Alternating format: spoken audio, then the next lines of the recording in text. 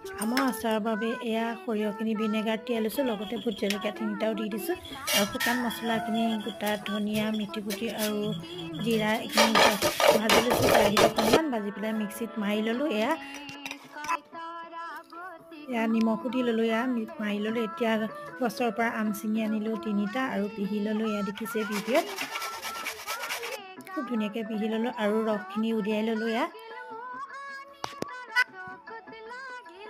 ৰসখিনি উলিয়াই চেপি ল'লোঁ। তাত দিলোঁ হালধি অকণমান, নিমখ অকণমান, চেনি 1 চামুচ, ডাঙৰ চামুচ আৰু পিচি লোৱা মছলাখিনি দি দিলোঁ আৰু এইখিনি ভালদৰে মিক্স কৰি ল'লোঁ।